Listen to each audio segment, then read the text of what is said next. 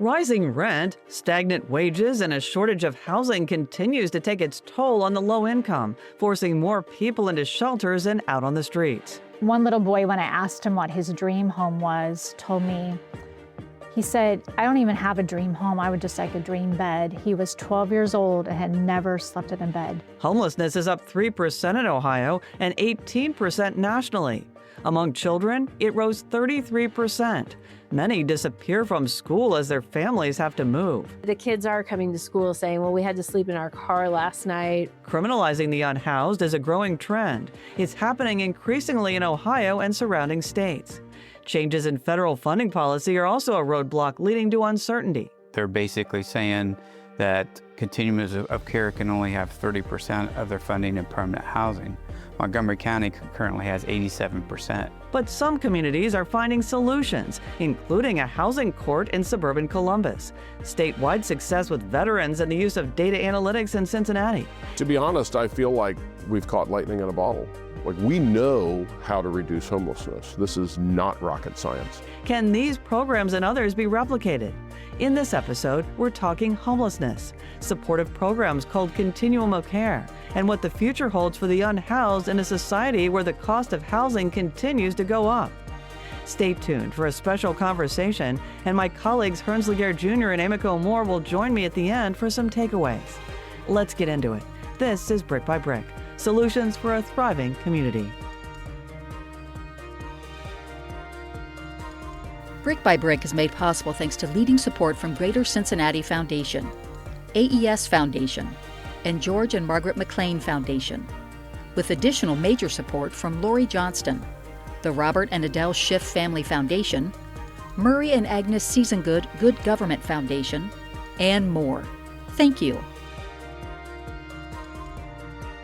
Hello and welcome to Brick by Brick, where we're highlighting solutions for a thriving community in Southwest Ohio. I'm your host, Ann Thompson. It's hard to capture just how many people are unhoused. The pointed time count was in January, but many agree that excludes those temporarily staying with friends or family, living in hotels, and people in prisons or detox centers. So the number is probably much higher than last year's 639 in Montgomery County and more than 1,000 in Hamilton County. Montgomery County served more than 4,000, and Hamilton County served more than 7,000 in 2025. Brick by Brick wanted to bring together a panel of experts to talk about the problem across the region and possible solutions. Dr. Kathy Rowell is a sociologist, teacher, and the Del Mar Encore Fellow, Dayton Foundation at the Fitz Center for Leadership in the Community at University of Dayton. Patrick Bailey is Assistant Director of Human Services, Planning and Development for Montgomery County, overseeing the Continuum of Care staff.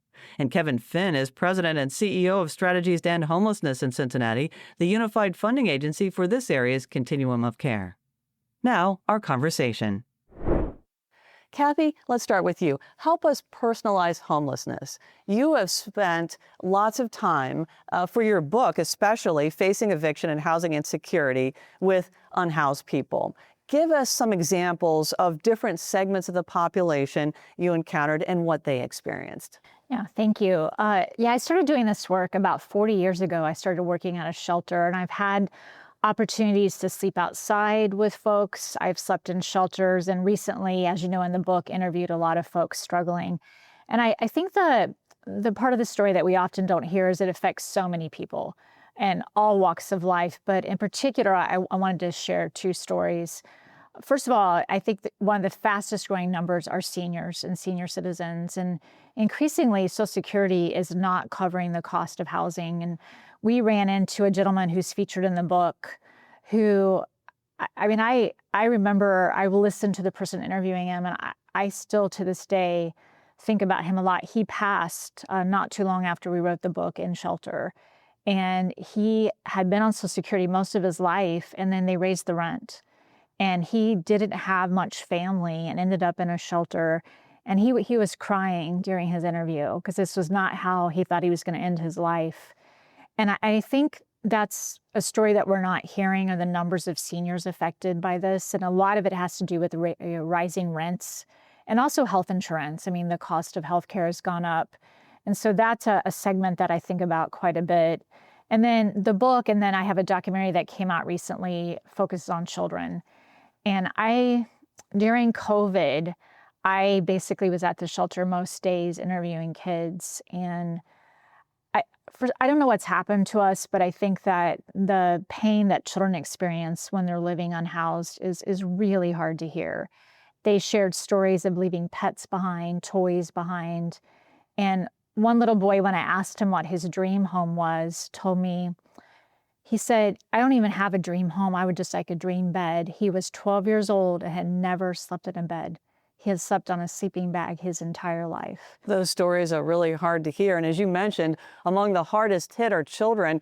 Brick by Brick interviewed Director of the Coalition on Homelessness and Housing in Ohio, Amy Riegel, who said there are now homeless liaisons in schools.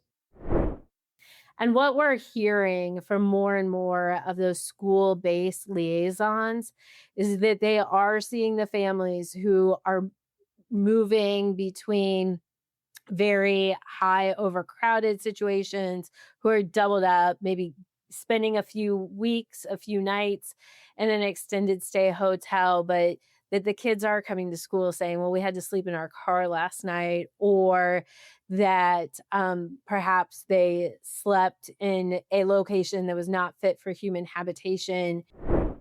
So disturbing things to hear. You mentioned children. What other trends, Patrick and Kevin, have you been seeing in terms of the unhoused? Well, I'll jump in since we're talking about families right out of the bat. So in Hamilton County in 2023, we found 11 families sleeping in cars. In 2025, it was 326. So that is an incredible increase. I think we're also doing a better job of finding them, but clearly family homelessness and families sleeping unsheltered is absolutely an issue. And I would concur with that. I know in Montgomery County, we've seen our overall homeless numbers have been relatively stable. There's been modest increases, but when we look at the number of unsheltered folks, it's increased significantly. Homelessness is on the rise, and homeless shelters don't magically have more beds when homelessness goes up. So a lot of times where you see that increase is people who are unsheltered. And as Amy was talking about, you have children and they suddenly disappear from schools because their families have to move. A lot of times for our family shelters in Hamilton County, by the time a family comes into a shelter, the kids have already changed schools 4, 5, 6 times in one academic year. Because as they went from couch to couch with friends and family and things like that, those were their last options before becoming literally homeless. A lot of times each of those moves necessitated a school change. Well, Patrick, what are some of the hurdles to getting some of these people help? I think one of the key aspects is lack of affordable housing. I mean, housing has become so expensive, not only in Montgomery County, but really across the country. And I know the fair market rent over just the last 6 years has gone up in Montgomery County over 42%. I mean, that's significant. Whose wages have gone up 42%, in the last few years. So, if somebody was on the verge, just barely making it 6 years ago, well, if your rent went up by 42%, clearly there's some, is it rent? Is it food? What are you... what's missing from the equation that you're actually going to be able to pay for. And many times it ends up being, I can no longer afford the place that I'm living in. And so, because I got to feed my kids, right? I got to keep my family. So. And in many cases, people are working, but as you referenced, they may just... Yeah, and I was going to add the benefits cliff is another really serious issue, right? So that folks are afraid to earn too much because then they lose a lot of their benefits, especially when it comes to health care and child care. And we have a really serious issue with that in our country. And I know that there's some legislation being looked at to do something about that. A lot of times people, if they know anything about homelessness, what they actually know is a stereotype. Like what we're talking about, these are the actual causes of homelessness, issues with benefits, issues with cost of housing. For us, most homeless people are not mentally ill. Most do not have a substance abuse issue. It is economic issues that have led to them being homeless. And it can come on quick, it sounds like. It's really also about livable wages, If, when we look at Montgomery County, what a livable wage is for a 2-bedroom, you're talking $20, $21 an hour.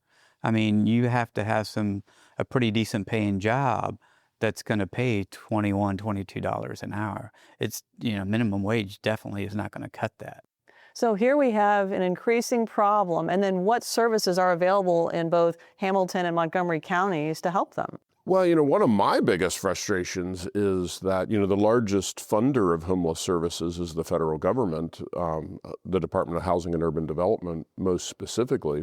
But they require people to already be literally homeless on the street, in a shelter, or fleeing domestic violence before you can help them. Whereas preventing people from getting to that point would have been a much better way to approach the issue.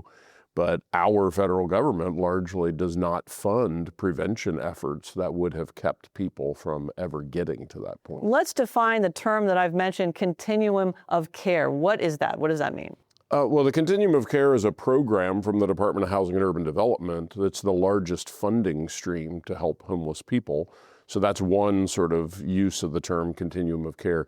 But in order for communities to tap into that funding, they have to sort of organize themselves in a certain way. And that organization in a local community is also referred to as a continuum of care. So there's a Montgomery County continuum, there's a Hamilton County continuum. There are 9 of those just in the state of Ohio. What does that look like in Montgomery County? Our continuum of care has lots of services. One of the things that Kevin just talked about was diversion, and that's an important piece. And he's exactly right. There's really, little funding from the federal government for diversion.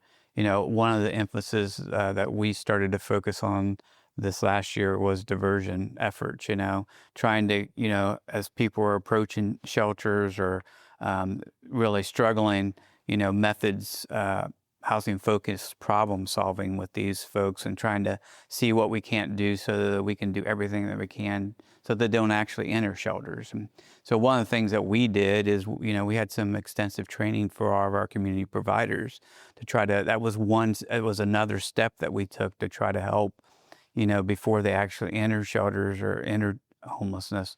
What are some things that we can do to try to actively help them prevent that? But in addition to that, in Montgomery County, we have our shelters. We have our family and women and family shelter. We have our men's shelter. We have youth shelters, and we also have domestic violence shelters.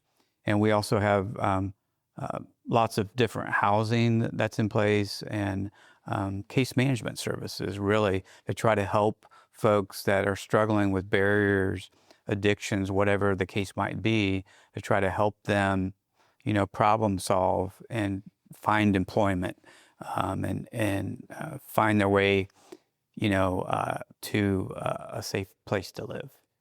Kevin, we'll save the data analytics program Innovative for a little bit later, but what services are provided in Hamilton County? Well, where most of the funding goes is to what's called supportive housing. So those are housing programs largely that get people back into housing after they have been on the street or in a shelter typically. So permanent supportive housing programs, which are for chronically homeless and disabled people who are experiencing homelessness. There's also something called rapid rehousing, which is not targeted at people who are disabled, more toward people who are homeless purely for economic reasons. So those programs are out there and they do a great job of helping people get out of homelessness.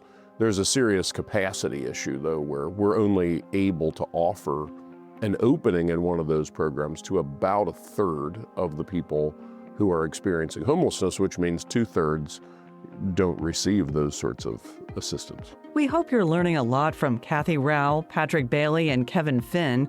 Our conversation on Continuum of Care continues in just a moment.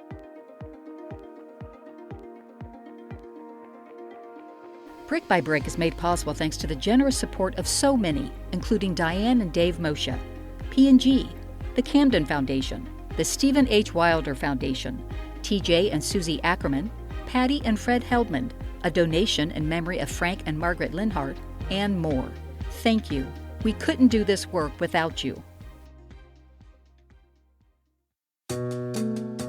As you can tell from this conversation, a lack of housing can occur for a number of reasons, which is why the community responses are as varied as the roots of homelessness itself. Hi, I'm Mark Lammers, executive producer for Brick by Brick.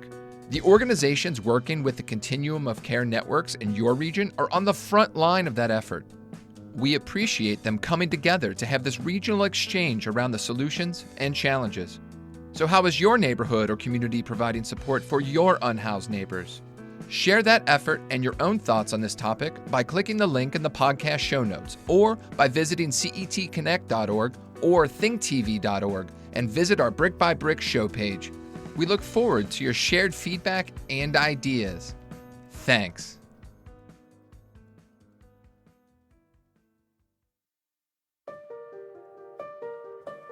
Welcome back to Brick by Brick. Now, more with Kevin Finn, Kathy Rowell, and Patrick Bailey on the current state of homelessness and available help. Now might be a good time to mention the federal government's pivot in continuum of care. So we had heard about housing first, the strategy, getting somebody housed and then helping them with other services like mental illness or drug addiction. And back in November, the government said, well, we want to change this and just let's address mental illness and substance abuse first. I know this is kind of being held up in the courts. How has this or the threat of this affected how you're thinking about this and funding? Patrick? I mean, I think several ways. I mean, I think one of the concerns is that in Montgomery County, we have 26 different programs that are funded by HUD. And the way ours are set up is they're staggered, so they start and stop at staggered times. So we have programs that start in February, March, April, May, June. Well, if this funding gets delayed, it's going to cause, issues with providers getting funds in the door to operate their programs. I think another one of the challenges, that with this, what HUD has signaled through the Notice of Funding Opportunity is their emphasis on 30%. They're basically saying that continuums of care can only have 30% of their funding in permanent housing. Montgomery County currently has 87% in permanent housing. We're at 94%. Yeah. So, and I think I've heard across the country, it's like close to 90%. So if you're going to take permanent housing from 87 or 90% and drop it down to 30%, that means we have to transition all of these folks into transitional housing or other types of housing projects. And again, the permanent housing is, like the name says, it's permanent, it's long-term, where transitional is only for like 2 years. So it creates kind of a quandary. Folks, I think all the continuums of care are scurrying around trying to figure out, what are the next steps that we're going to try to do. And if this lawsuit does go through, how we're going to organize our community resources to best help folks that are in need. Let's talk about another challenge, criminalizing homelessness by saying you can't sleep in public places outside. Kathy, what have you seen in Southwest Ohio when it comes to this? Yeah, and this started a while ago when we started criminalizing sleeping on park benches, and then we saw the recent Supreme Court, case. I think what's happening in Southern Ohio, and it's actually everywhere, is that we've seen cities begin what I call closing encampments, but and what ends up happening, I know in Dayton, I've had some concerns about it, is that it involves law enforcement. So law enforcement show up sometimes without much notice, and they show up with bulldozers, and folks lose everything. And I understand people's concerns about encampments, but there's a way to do it humanely and a way not to. And one of the problems is we close an encampment, where do they go, right? The shelters are full, and some of these folks had burned bridges at the local shelters, so there's no place for them to go. And we're also increasingly seeing, I call it the competition of counties now, where counties are saying, if you're not from our county, we won't help you. So if you became homeless in Montgomery County and no longer can go to shelter, you've, put in your 90 days is sort of the new limit, and then you decide, let me move and try to start over, their county is not serving other people now, and you have to have evidence of that. But I think it's, nationally, and part of that's tied to the misunderstanding of homeless folks being mentally unstable or drug addicted or criminals. And we're seeing a different perspective of that. That's just not true. And yeah, sure, there's people with mental health issues. Sure, there's people with drug addiction. But criminalizing that has never worked in this country. We think we'd learn from history, but we don't seem to. But we have definitely seen an increase in closing of encampments. And I know Utah is looking at developing a detention camp for the unhoused. And we're seeing it's really hard to see. Well, let's talk about something that when it comes to making lemonade out of lemons, here's something positive that came out of a community that criminalized homelessness. That's Licking County here in Ohio, as Amy Riegel explains.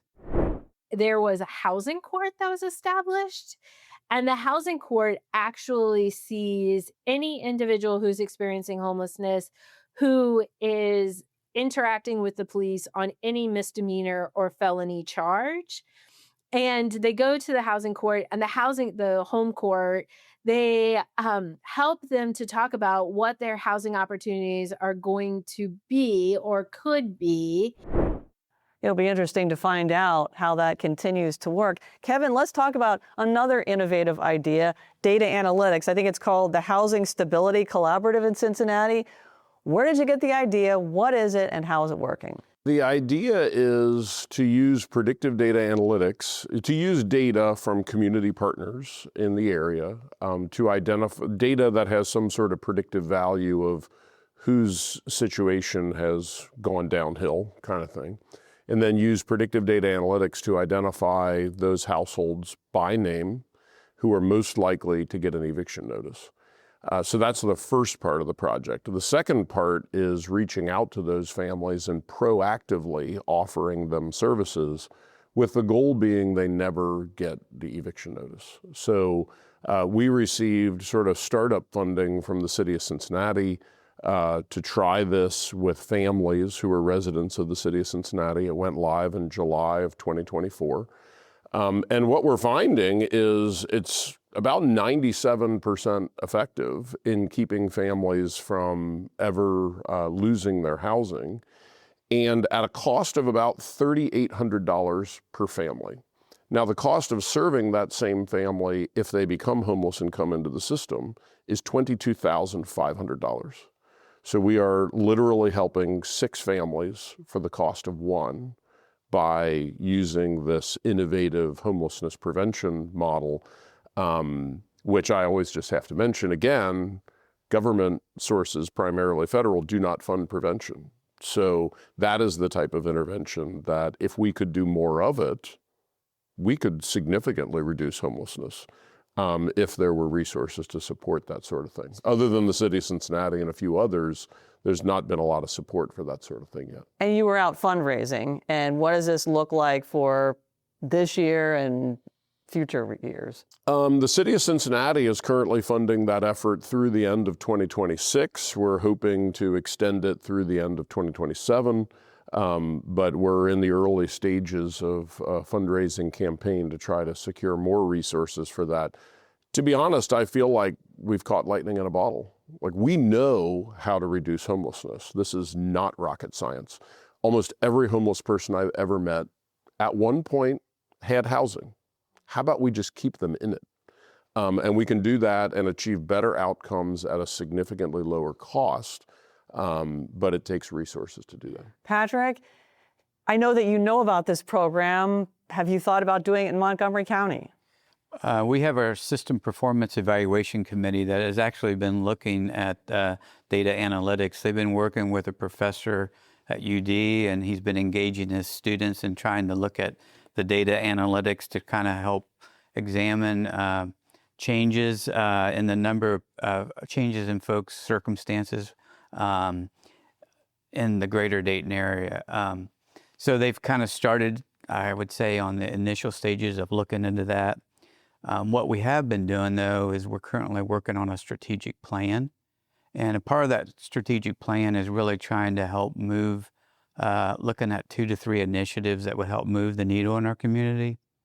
And we've, as a part of that strategic planning process, have been using qualitative and quantitative analysis to try to really get the best bang for our buck, because we are really, again, we want to reduce the number of folks that are experiencing homelessness.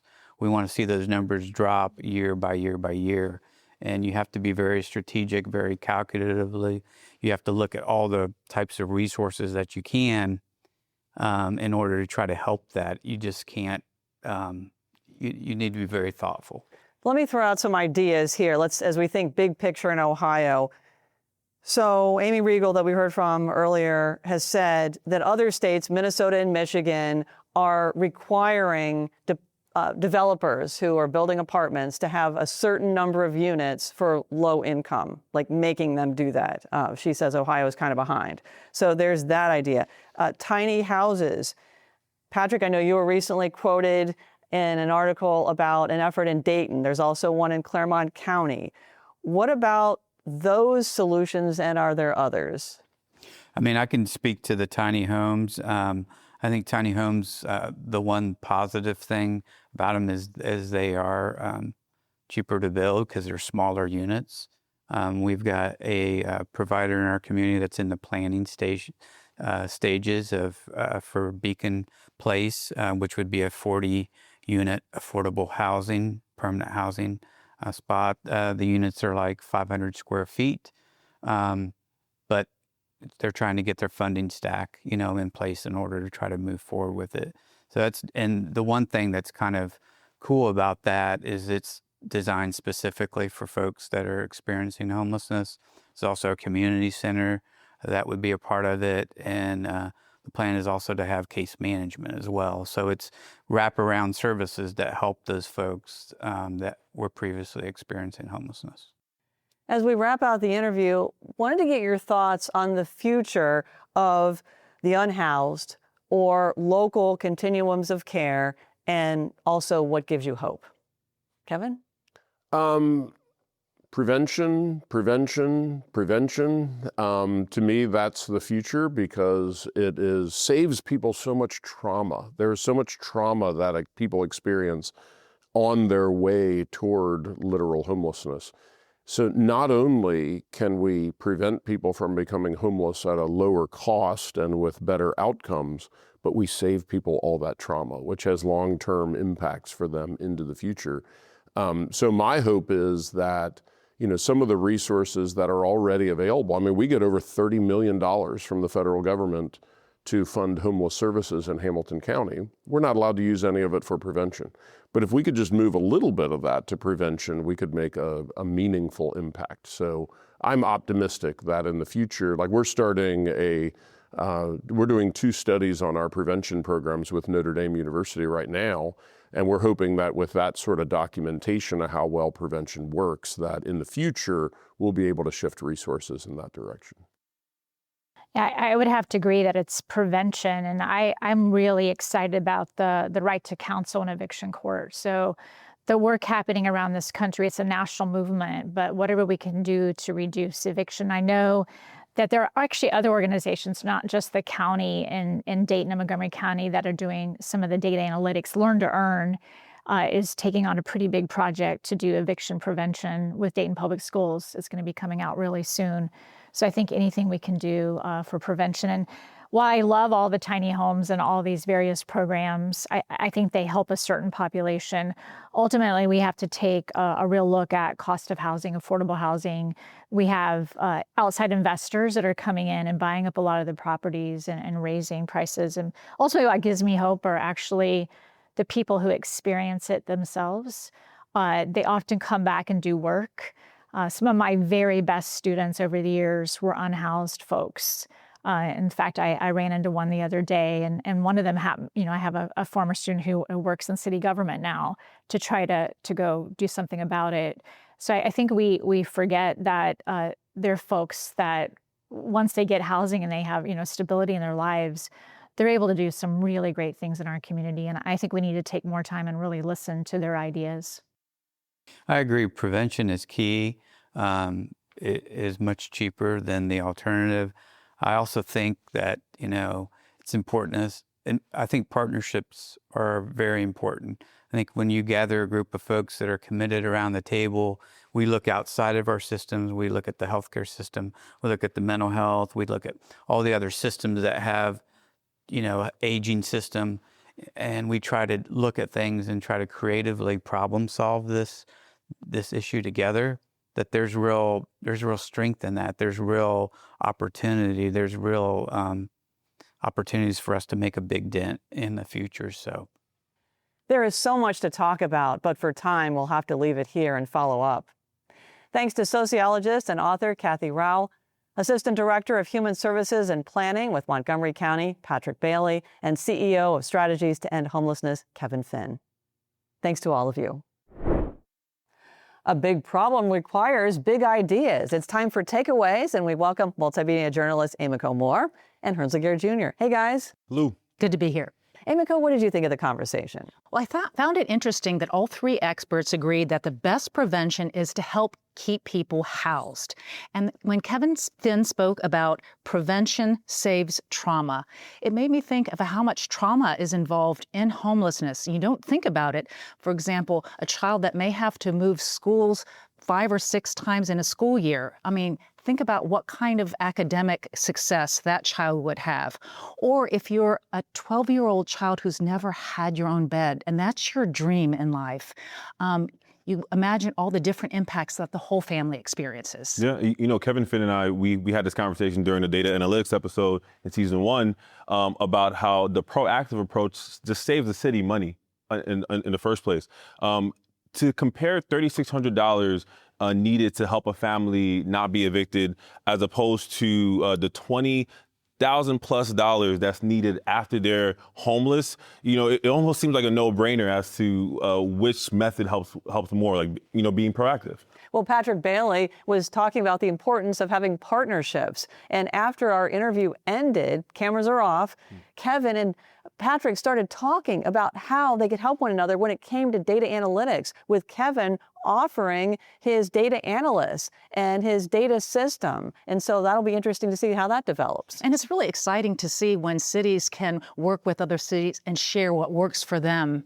And I think on top of that, it's good for us to learn, right? And to learn, you know, what misnomers or misconceptions could be dispelled. 'Cause I think one misconception about all homeless people being on drugs and alcohol, you know, abuse, Kevin said in his experience, majority of people that he encountered who are homeless aren't facing drugs and alcohol abuse. A lot of them are dealing with economic issues, and the evidence backs them up. The National Coalition of the Homeless says 1/3 of people who are homeless have substance abuse issues, and those same folks turn to drugs and alcohol to deal with the stress of homelessness.